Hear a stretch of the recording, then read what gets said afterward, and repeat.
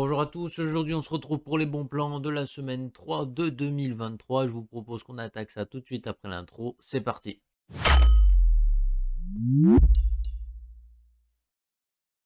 Comme d'habitude, tous les produits que je vous présente sont dans la description, rangés par catégorie et par prix croissant au sein de leur catégorie pour que ce soit plus facile pour vous de vous y retrouver. Et du coup, on va commencer directement avec les processeurs, pas mal de petits trucs. Ceux qui ont des configs avec des petits budgets et qui ont vraiment genre 10-20 euros à gratter, ça peut être des endroits où ça peut valoir le coup de gratter. Bref, donc on commence ici avec le Ryzen 5 4500, c'est un Seeker 12 thread. Le petit défaut qu'il a, c'est qu'il a vraiment pas énormément de cache. Dans les jeux, tout ça, ça va lui tirer un petit peu une balle dans le pied par rapport à certains autres Ryzen qui sont beaucoup mieux équipés sur ce niveau-là. Sinon, en tout cas, c'est plutôt un bon processeur pour débuter, 83 euros ici.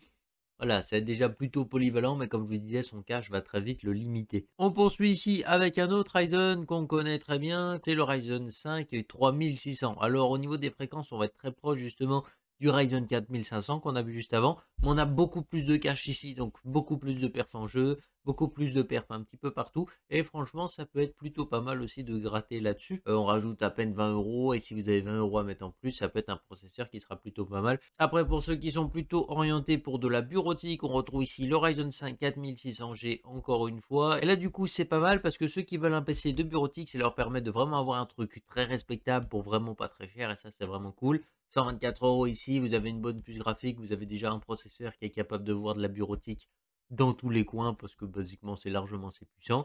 Et voilà, franchement c'est pas mal. Et le remonte d'un cran, Ryzen 5 5600 à un prix quand même déjà plutôt élevé. D'habitude on le voit beaucoup moins cher que ça, donc on voit qu'il est quand même en hausse de prix. C'est pas forcément le meilleur bon plan qu'on peut faire ici, mais je tiens à préciser que faites attention, il commence à monter de prix. Donc ceux qui voulaient une config avec une base de Ryzen 5 5600, ces temps-ci, ce ne sera pas forcément le meilleur moment parce que le prix commence à monter de manière assez agressive. À voir par la suite si ça redescend. Après là, sinon, vous avez un bon plan parce que là, par exemple, vous avez un en état très bon. Alors sur Amazon, il y a des trucs qui valent le coup en état très bon et il y en a d'autres qui valent moins le coup. Là, c'est en état très bon, il vous dit que l'IHS est propre mais qu'il y a des pins de plier. Voilà, c'est un peu bête. Mais regardez, à mon avis, à 154 euros, il y a des chances que ce soit plutôt pas mal. Sinon, on va avoir un processeur beaucoup plus gros qu'on a présenté sur la chaîne. Et là, on attaque le Ryzen 7 5700X avec un gros potentiel d'overclocking derrière. Là, on va dire que de base, il est vraiment orienté très basse consommation pour avoir de très bonnes perfs, puisqu'il rivalise très bien avec notamment des i7 10700K ou 11700K, parce qu'il est très proche de ces deux-là, par exemple. Ce qui est vraiment intéressant, c'est que là où un i7 va avoir besoin de 260 watts pour faire tourner son truc, et bah pour les mêmes niveaux de performance, vous consommez genre 65 watts à 80 watts, quoi. Donc vraiment, là, on a vraiment une efficacité énergétique à toute épreuve. Et si jamais vous voulez mettre un peu plus les mains dedans, pour avoir quelque chose d'encore mieux, je vous conseille de l'overclocker, d'aller un petit peu sur le curve optimizer, de jouer un petit peu avec. Et là, vous pouvez vraiment tirer quelque chose d'assez phénoménal de cette puce parce que vraiment, vous avez un gros potentiel derrière pour pouvoir pousser un petit peu la bête. Tu vois ce que je veux dire? Et tu te retrouves avec un 5800X pour 220 euros, voire même un peu plus puissant qu'un 5800X parce qu'il y en a, ils arrivent vraiment à l'optimiser en profondeur, ce pros. Alors oui, par contre, vous cassez un petit peu le côté économie d'énergie, même si vous restez bien meilleur qu'Intel. Mais je vous invite à aller voir la vidéo justement où on en parlait un peu plus en détail. Sinon, on va voir ici un Ryzen 7, le Ryzen 7 7700X, et puis vous allez voir qu'on a des cartes mères plutôt cool après, enfin une carte mère plutôt cool éventuellement. Là, c'est un processeur qui est plutôt pas mal, on est sur du 8 coeurs 16 threads avec 40 mégabits de cache, donc autant dire que là, c'est pas sans défaut. La consommation est plutôt maîtrisée, en jeu, ils sont vraiment plutôt intéressants. Pour moi, la 7ème génération d'AMD, c'est clairement pas une très grande réussite, mais je comprends que certains soient un petit peu intéressés par ce genre de gène. Voilà, mais en tout cas, c'est des prix plutôt corrects, visiblement. Après, on poursuit ici avec un Ryzen 9 7900X, une légère baisse de prix, on le retrouve en dessous des 500 euros, donc c'est plutôt pas mal. On retrouve ici un 12 coeurs 24 traits, toujours très performant pour le gaming, tout ça. Là, le petit défaut, c'est qu'on a quand même une consommation qui est déjà plutôt monstrueuse, et le problème, c'est que les Ryzen chauffent énormément, donc ça throttle très vite. Et on se retrouve très vite avec des fréquences qu'on ne devrait pas avoir sur ce genre de pros. On va prévoir un refroidissement adéquat et même avec un gros refroidissement derrière. Malheureusement, vous risquez de ne pas arriver à très bien le refroidir parce que c'est malheureusement leur plus gros défaut. Pour ceux qui veulent du refroidissement en veux-tu en voilà, bon, on se retrouve encore une fois avec des ventirades de chez Thermalray. Comme d'habitude, vous avez la version 4 caloduc, 5 caloduc et 6 caloduc qui sont vraiment à des prix incroyables. Nous, on a présenté la version 5 caloduc que je vous mets juste là-haut et franchement, c'était plutôt un ventirade très intéressant pour son prix. Oui, niveau esthétique, c'est pas forcément le top du top, mais franchement, par rapport aux performances et au prix qu'il est proposé, Il y a vraiment rien à dire, c'est vraiment un excellent choix ici. Donc là, on a encore une offre plutôt intéressante de chez Thermalright avec le Peerless Assassin 120 qu'on a l'habitude de voir, 6 caloduc, double tour, double ventilateur. Donc c'est plutôt cool. Pour 40 euros, on a vraiment un refroidissement ici qui fait vraiment plutôt bien le boulot. J'aimerais bien essayer de le présenter, mais du coup, il y a eu un gros trou dans le budget en ce moment, donc il faut que je vois si je peux encore l'acheter ou pas. Comme je vous disais, j'ai dû acheter des solutions de stockage assez rapidement, et du coup, il y a eu un gros imprévu niveau budget. Mais peut-être que j'arriverai quand même à en acheter un pour l'essayer et ça peut être plutôt pas mal. Donc on verra tout ça. Mais franchement, ça peut être plutôt intéressant. Ce double tour Stick-à-le-Duc, franchement, il est plutôt pas mal, hein. Moi, ça me fait fortement penser surtout au Size Fuma 2 qu'on avait déjà essayé il y a très longtemps. Les tests seront peut-être pas de la meilleure qualité que j'ai pu faire, étant donné que ça date vraiment beaucoup.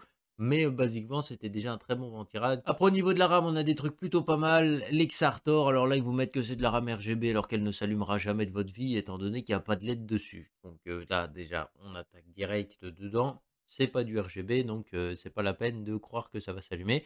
En revanche, il y a des barrettes qui sont plutôt pas mal, low profil parce qu'elles sont vraiment très basses. Et en plus de ça, on a des latences plutôt correctes pour une fréquence plutôt pas mal et 52,99 €.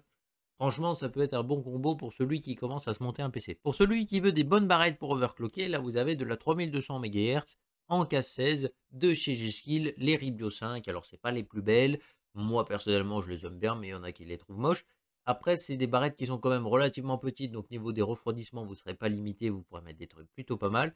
Et par contre, au niveau de l'overclocking, celles-ci sont très bien, puisque les puces dedans, c'est de la bédaille de chez Samsung. Donc, il y a vraiment de quoi se faire déjà plaisir pour celui qui veut overclock.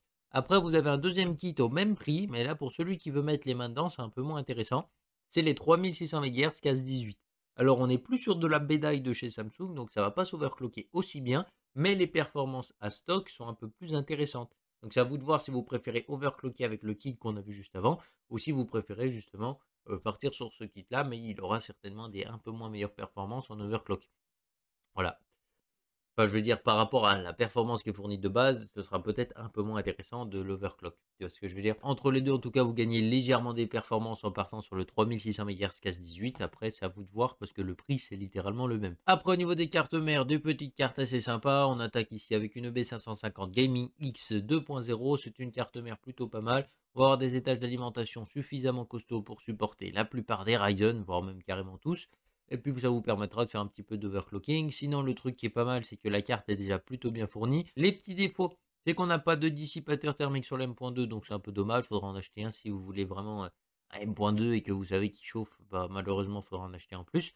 Mais sinon, ça reste plutôt une bonne carte pour commencer. 133 €, il n'y a pas grand chose à dire. On poursuit ici avec une B650 DS3H, donc toujours du gigabit ultra durable. Et bah, du coup, là, on a au moins de la chance, c'est que bah, c'est une carte qui coûte relativement peu cher. Le B650 était vraiment lancé à des tarifs vraiment très élevés. Et là, on commence à trouver des cartes en dessous de 200 €. Alors, je dis pas que ça va devenir l'offre du siècle, hein, le B650. Mais basiquement, là, on a une carte qui est quand même déjà capable de supporter des assez gros processeurs avec des bons dissipateurs sur les VRM. Et en plus de ça, on a déjà des bons dissipateurs sur l'M.2 aussi. Alors, c'est du micro ATX. Il y en a qui vont croire que c'est moins performant. Une carte mère, c'est une carte mère. Que ce soit gros ou petit, ça fait le même boulot, hein. Le seul truc, c'est que une grosse carte mère, bah, ces temps-ci, ça aura tendance à avoir des plus gros VRM. Ça aura aussi tendance à avoir plus de prises pour connecter, plus de refroidissement, plus d'USB, plus un peu de tout, quoi. Mais basiquement, sur la base, c'est exactement la même. Que vous prenez ça ou justement la version ATX de cette carte mère, bah, basiquement, vous n'aurez pas plus de perf en partant sur la ATX. C'est juste que peut-être que les étages d'alimentation seront légèrement rétrécis parce qu'il a fallu caler plus de trucs dans moins d'espace. Mais basiquement, la base sera grandement la même chose, quoi. Après, on va avoir un coup plutôt sympathique ici chez Rue du Commerce. Alors, c'est clairement pas le meilleur modèle de refroidissement chez Gigabit, hein, on va pas se mentir. Mais du coup, on se retrouve ici sur la Gigabit RX 6700 XT en 12 Go, donc une carte plutôt intéressante pour commencer la 1440p dans d'assez bonnes conditions. Et on se retrouve ici autour de 440 € pour cette carte, donc c'est plutôt pas mal. On va attaquer les solutions de stockage. Et ici, vous allez voir, on a pas mal de choses. Alors, on va voir pour commencer le Western Digital SN350, qui est une version green. Et là, on a des prix plutôt pas mal, que ce soit sur la version 240 Go, 480 Go ou 960 Go, le prix est très correct. Donc, franchement, pourquoi pas. C'est des prix très intéressants. Même la version de Tera est plutôt pas mal. Je vous conseille d'aller jeter un œil. Alors, ce sera clairement pas le meilleur SSD de toute votre vie, mais basiquement, les débits sont plutôt corrects, les performances sont correctes et le prix est plutôt pas mal. Donc, si c'est pour accélérer des jeux, ça peut être plutôt cool. Après, on se retrouve ici avec Un disque dur externe plutôt pas mal. Alors là, on va le retrouver à un prix particulièrement intéressant sur la version 4 Tera. On se retrouve à moins de 70 € ici pour 4 Tera de stockage, donc c'est plutôt pas mal. Et là, pour continuer sur le M.2, on retrouve un SSD 4.0 plutôt intéressant. C'est le Crucial P5 Plus qui a des débits assez performants. On se retrouve ici à moins de 100 € pour ce SSD. Pas l'offre du siècle, mais c'est plutôt intéressant également. Un petit ventilateur de chez Thermalright, enfin je dis petit, c'est quand même un 120 mm. Alors, imaginons, vous avez acheté le Ventirad avec déjà double tour 2 ventilateurs, et ben vous pouvez passer en double tour 3 ventilateurs pour à peine 5 € de plus. Est-ce que c'est pas vraiment le coup du siècle? Et là, vous vous retrouvez vraiment avec un truc colossal. C'est n'importe quoi, ça rentrera même pas dans votre boîtier. Faites pas ce genre de conneries, m'écoutez pas. Mais en vrai, là, à 5 €, si tu as 5 ventilateurs achetés pour mettre un peu de partout dans ton boîtier, franchement, c'est pas mal. Alors, je doute qu'ils soient aussi intéressants que les P12. Alors, pour ceux qui font les rats, là, qui gagnent 2 € là, sur ce genre de ventilateur, vous pouvez aller acheter les P12, ils sont bien meilleurs, à mon avis. Même si ceux-là peuvent être plutôt intéressants sur le Thermalright, il paraissait déjà plutôt pas mal parce que il n'était pas très bruyant, il avait l'air d'avoir des performances plutôt correctes. Ça peut se tester, ça peut se tester. Voilà. Je pense pas que je le ferai le test parce que, basiquement, ça va prendre beaucoup de temps pour pas grand-chose. Mais moi, personnellement, je pense que les P12 seront plus intéressants au niveau rapport silence-performance. Et là, on retrouve ici pour les boîtiers l'un des meilleurs boîtiers que vous pouvez trouver en ce moment à un prix totalement correct. C'est le MB511 de chez Cooler Master. On le retrouve ici à 90 €, donc un prix plutôt intéressant. Et franchement, c'est un boîtier qui a vraiment un excellent châssis. J'ai monté un PC dedans il n'y a pas longtemps. Franchement, très bon châssis. On retrouve ici quand même une bonne solution de refroidissement. Alors, bien entendu, les ventilateurs de chez Cooler Master, c'est pas connu pour le silence la plupart du temps.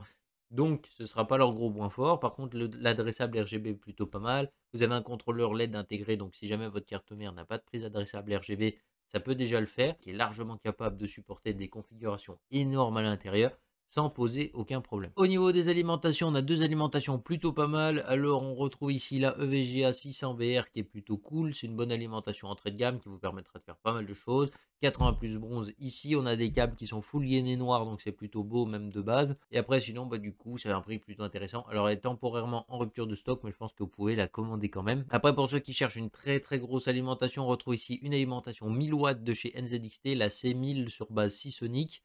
Et du coup, on retrouve ici 10 ans de garantie, 80 plus gold, full modulaire, 154 € ici pour 1000 watts. C'est un prix qui est très intéressant parce que basiquement, les 850 watts tournent à ce prix-là en ce moment. Donc, celui qui éventuellement à une config qui consomme beaucoup, ça peut être intéressant de partir sur cette alimentation.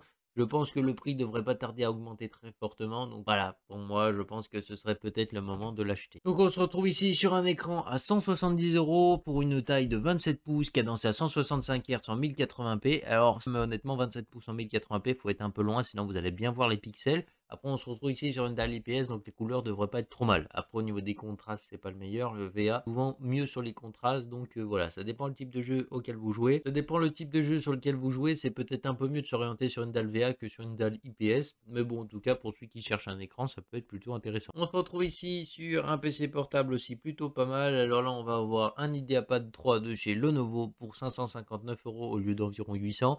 Alors 800, c'était pas le coup du siècle, mais on va dire que là, 559 €, c'est intéressant. On retrouve ici un i7 11135 G7, donc la plus grosse puce graphique que vous pouvez avoir sur ce processeur. On va avoir 512 Go de SSD, 8 Go de RAM intégré, un écran de 15,6 pouces et puis Windows 10 d'intégré. C'est un petit peu évolutif, donc au niveau de la RAM, tout ça. Mais franchement, ça peut être déjà plutôt intéressant et c'est chez Carrefour que ça se passe. Pour ceux qui cherchent un autre PC qui peut être un peu intéressant, on va retrouver ici le HP Victus, qui est un PC gamer, donc vous pourrez jouer à des jeux sans pour autant être non plus dans des conditions exceptionnelles. Donc là, au niveau de la configuration, on va retrouver un Ryzen 5 5600H, une RX 6500M, on va retrouver 16 Go de RAM intégré, puis Windows 11. Donc c'est plutôt cool. Au niveau du SSD, on est sur du 512 Go, donc c'est plutôt classique. Par contre, pour celui qui veut faire un petit peu de montage vidéo, tout ça, vous avez un processeur qui est plutôt intéressant. Vous avez une carte graphique qui va permettre justement de profiter d'une accélération graphique. Et puis vous avez déjà 16 Go de RAM d'intégrer, donc c'est plutôt cool. Ça va permettre de faire déjà pas mal de choses. Au niveau des périphériques, on a des trucs plutôt sympas. Enfin, on a un truc plutôt sympa, c'est un Logitech G Pro X Wireless Lightspeed qu'on retrouve à moins 30% chez Matériel.net. Qui vous fait le casque à environ 120 €, donc c'est plutôt correct, on va dire. Après, le défaut justement de tous ces casques sans fil, c'est que vraiment le micro il prend une sacrée tarte. Et du coup, sur le G Pro X Wireless, malheureusement, même s'il a un excellent micro sur la version avec fil, et là justement, même si sur le G Pro X de chez Logitech, vous avez vraiment les logiciels Blue et tout derrière, Malheureusement, la sans fil prend une énorme claque par rapport à la version filaire, donc ce sera pas sur le micro qu'il faudra vraiment tout miser. Et là, on finit avec des enceintes. On retrouve ici des Klipsch R41M, des petites enceintes de bibliothèque qui sont plutôt pas mal. Franchement, elles ont l'air d'être plutôt sympathiques. Le style est plutôt cool. Les clips, franchement, c'est un bon rapport qualité-prix dans le son. Vous n'avez pas trop de doute à vous faire. Franchement, c'est plutôt pas mal. On retrouve ici 150 € le kit, alors que de base, il en coûte 250. Franchement, c'est plutôt intéressant ce genre de promo et ça peut permettre justement de se monter un home cinéma petit à petit. Alors peut-être que vous cherchez simplement deux enceintes de bibliothèque et que ça peut être plutôt cool aussi pour vous, hein. Et on finit avec encore du son, une barre de son qu'on a déjà retrouvée la semaine dernière. C'est la Samsung HWQ930B qui est plutôt intéressante. On va retrouver infâme la référence à lire. Donc on retrouve ici une barre de son de chez Samsung avec justement ici la HWQ930B. J'ai réussi cette fois-ci. Et du coup, on se retrouve ici avec une barre de son, deux petites enceintes et puis justement le caisson de basse intégré. Du coup, la caractéristique principale justement, c'est que vous avez le Dolby Atmos ici avec cette enceinte. Alors honnêtement, vu les petites enceintes que c'est pour vous faire du Dolby Atmos, je crois pas forcément en leur capacité à vraiment simuler la verticalité du son, mais on va dire que c'est là. Donc voilà, c'est toujours ça de prix, mais à mon avis, ce sera pas fameux. Donc voilà, sur ce, j'espère que cette vidéo vous aura plu. Si c'est le cas, n'hésitez pas à mettre le petit pouce RGB, à vous abonner si ce n'est pas encore fait. Puis on se retrouve très bientôt pour une prochaine vidéo. Bye les gens.